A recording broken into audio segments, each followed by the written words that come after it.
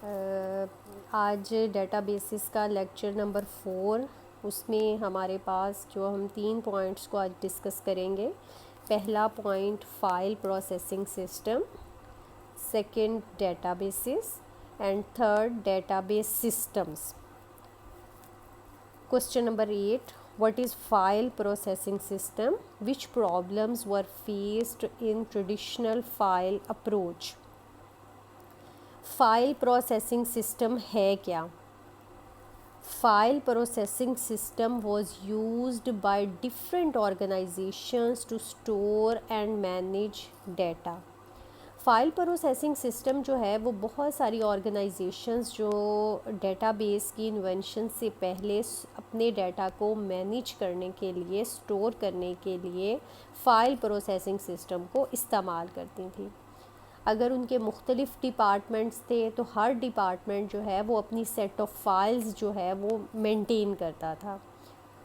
The records in one file mean not be related to the record stored in other file.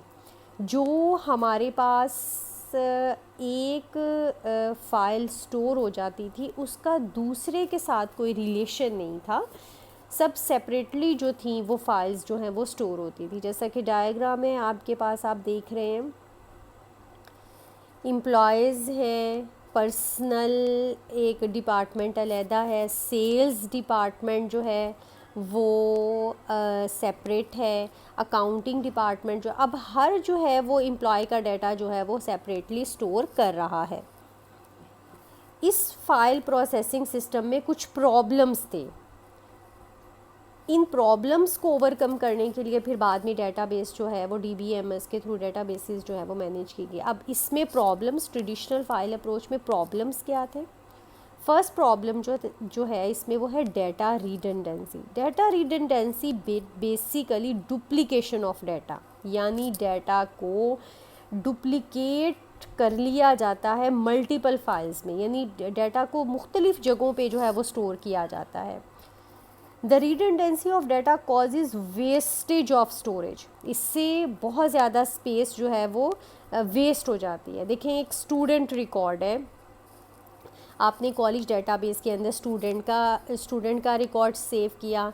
अगर आपने बाद में उसको library cards issue करने हैं, अगर उसकी आप दोबारा से एक पूरी फ़ाइल जो है वो मेंटेन करते हैं, तो ये जो आपके पास ये कॉलेज डेटाबेस में ये रिडंडेंसी हो गई कि हम स्टूडेंट का अननेसेसरी डाटा ज़्यादा फाइल्स में जो है वो स्टोर कर रहे हैं। तो सेवरल टाइम्स जो है वो हमें सेम डाटा जो है वो स्टोर होता है। तो इसको हम कहते हैं रिडंडेंसी, यानी उसका roll number, name, address student वाली फ़ाइल में भी स्टोर है और यही रोल नंबर, नेम और ये सारा कुछ जो है वो लाइब्रेरी वाली फ़ाइल में भी जो है वो स्टोर है। नेक्स्ट पॉइंट है हमारे पास डाटा इनकंसिस्टेंसी। इनकंसिस्टेंसी का जो जब हम डाटा रिडंडेंट हो जाता है, डाटा डुप्लीकेट पोजीशंस पे जब स्टोर हो जाता है, तो इनकंसिस्टेंसी प्रॉब्लम जो है वो इसमें आता है। Inconsistency means data two files में contain different data of same entity, यानी टू फाइल्स के अंदर आपके पास सेम डाटा जो है वो डिफरेंट जो डाटा है वो एक ही है, यानी स्टूडेंट का डाटा जो है वो चूँकि हमने दो जगहों पे स्टोर कर लिया, हालांकि सेम डाटा है हमारे पास, यानी स्टूडेंट का डाटा जो है वो आप रोल नंबर, नेम आपने स्टूडेंट वाली फ़ाइल में भी स्टोर कर लिया और आपने लाइब्रेरी वाली फ़ाइल में भी स्टोर कर लिया। अब चूँकि वो दो मुकाम पे आपने उसको स्टोर कर लिया है, तो आपने अननेसेसरी जो है वो उसको प्लेसेस पे जो है वो आपने स्टोर कर लिया। इससे क्या होता है, डाटा जो है वो इनकंसिस्टेंट हो सकता है। It is possible that change in student file but not in library. मतलब ये है कि अगर आपने सपोज़ किया कि अगर उसका एड्रेस चेंज हो गया स्टूडेंट का, आपने वो जो एड्रेस था वो स्टूडेंट वाली फ़ाइल में तो आपने चेंज कर लिया, लेकिन अब लाइब्रेरी वाली फ़ाइल में करना भूल गए, तो इसका मतलब ये है कि डाटा इनकंसिस्टेंट हो गया। इनकंसिस्टेंट मीन्स उसमें करेक्टनेस नहीं रही, वो अब उस डाटा में एम्बिगिटी आ गई। नेक्स्ट है हमारे पास program data dependency. Program data dependency is a relationship between data in files and program required to update and maintain the files. यानी ये एक ऐसा रिलेशनशिप है जो फाइल्स और प्रोग्राम्स के दरमियान जो है वो मेंटेन किया जाता है कि उसकी किसी भी किस्म की अपडेशन के लिए. जो एप्लीकेशन प्रोग्राम्स हैं, application programs are develop according to the particular file format. यानी ये सब एक पर्टिकुलर फाइल फॉर्मेट में चूँकि एप्लीकेशन प्रोग्राम्स जो हैं वो डेवलप किए जाते हैं. If format change the application program also need to be change. अगर हमने फॉर्मेट फाइल का चेंज कर दिया तो एप्लीकेशन प्रोग्राम को भी उसके रेलिवेंट हमें जो है वो चेंज करना पड़ेगा. फॉर एग्ज़ाम्पल हमें पोस्टल कोड है वो हम चेंज करना चाहते हैं. जैसे आपने एड्रेस समझ लें, आप एड्रेस का आपने दिया हुआ है कि सपोज़ करें 15 आपने जो है वो उसकी लेंथ दी हुई है, लेकिन अगर आपको इससे लंबा एड्रेस जो है वो सेव करना पड़े तो ज़ाहिर बात है आप उसको चेंज करना पड़ेगा, वरना वो उसमें स्टोर नहीं होगा.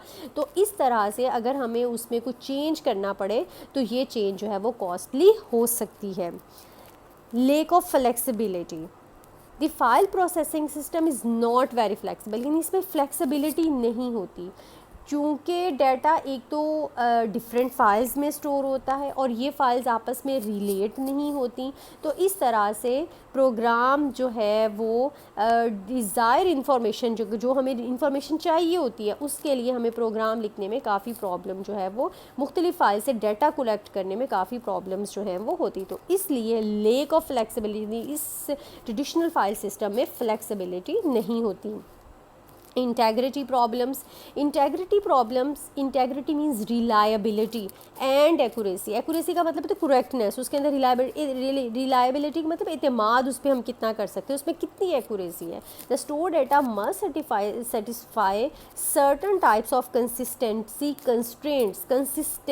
कंस्ट्रेंट्स. एक्यूरेसी के लिए कुछ चेक्स लगाए जाते हैं, उसको हम कहते हैं कंसिस्टेंसी कंस्ट्रेंट्स. कंसिस्टेंसी का मतलब एक्यूरेसी, दुरुस्त, और कंस्ट्रेंट का मतलब ये होता है चेक्स. कोई आपने रोल नंबर पे, मार्क्स पे आपने, यानी कि रोल नंबर पे सपोज़ हमने चेक लगा दिया कि इसके अंदर हम सिर्फ न्यूमेरिक वैल्यू एंटर कर सकते हैं. अगर आप इसके अंदर कोई टेक्स्ट वैल्यू ABC की कुछ करना चाहें तो वो कहेगा कि नहीं, इसके अंदर हम नहीं एंटर कर सकते.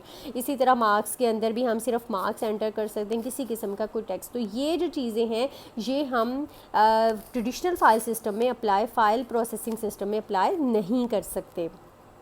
Security problems. Security problem. File processing system does not provide adequate security on data. यानी ख़ास किस्म की सिक्योरिटी जो है ये प्रोवाइड नहीं करता. It is required to provide different types of access to different of data for different users. यानी अगर डाटा एंट्री ऑपरेटर है तो आपने डाटा एंट्री ऑपरेटर को सिर्फ ये अलाउ करना है कि वो उसके अंदर डाटा एंटर कर सके, उसमें किसी किस्म का कोई ऑपरेशन ना कर सके, कोई एडिशन का, कोई डिलीशन का, कोई अपडेशन का, किसी भी किस्म का ऑपरेशन जो है वो ना कर सके.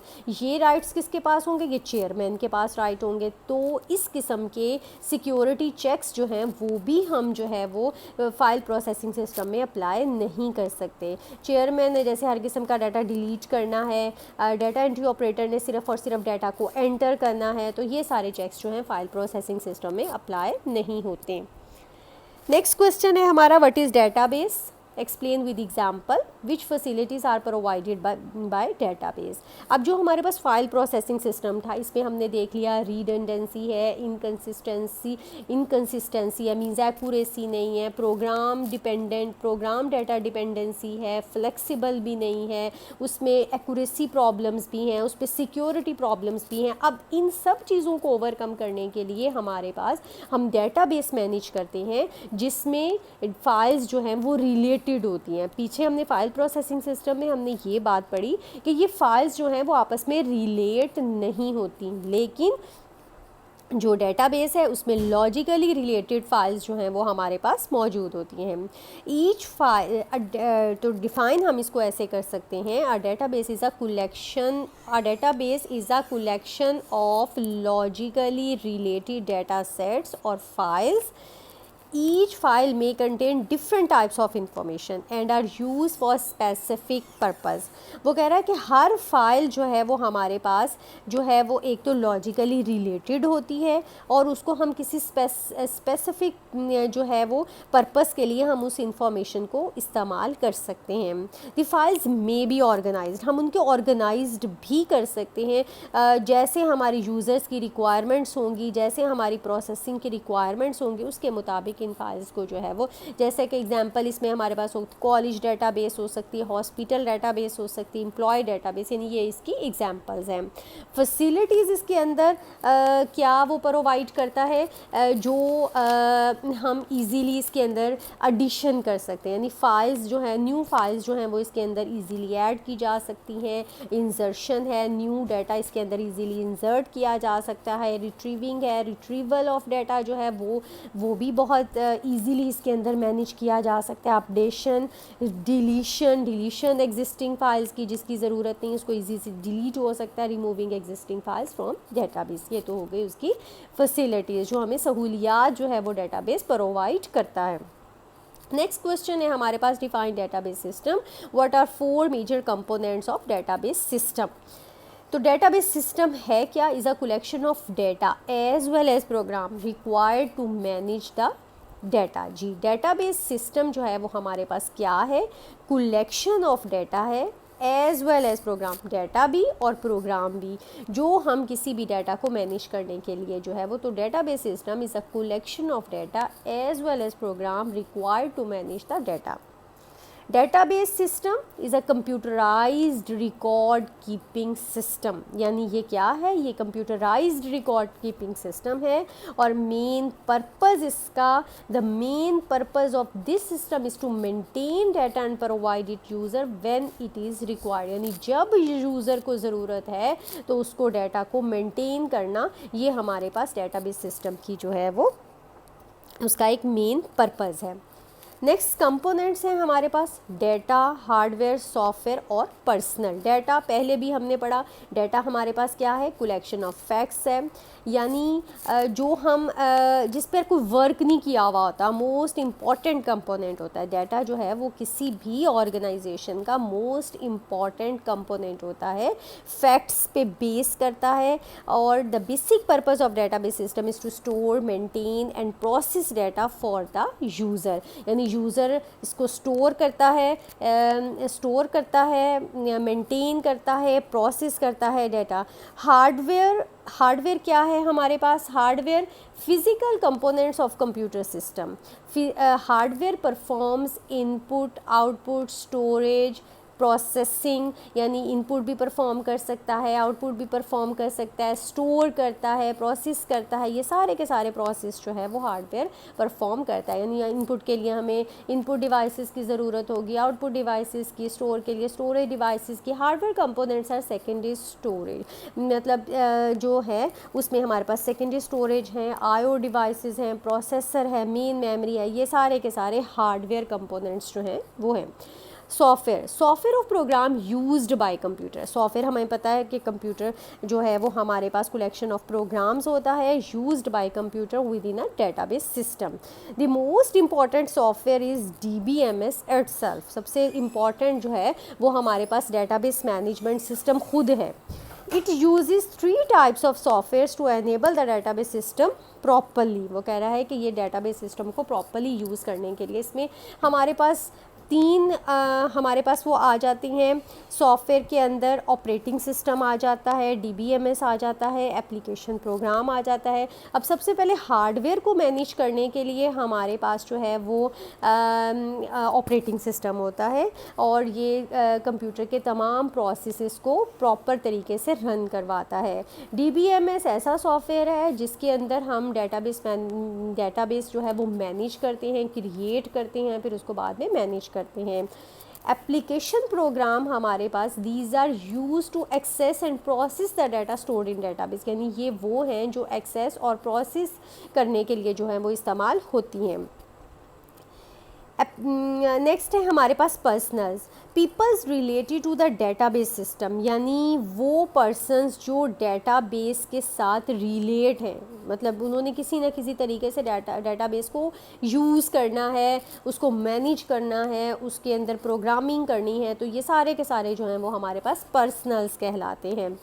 तो डेटाबेस एडमिनिस्ट्रेटर सबसे पहले आ जाता है हमारे पास। Database administrator is a person who is responsible to manage the whole database, यानी उसकी जिम्मेदारी है कि उसने तमाम डेटाबेस को जो है वो मैनेज करना है।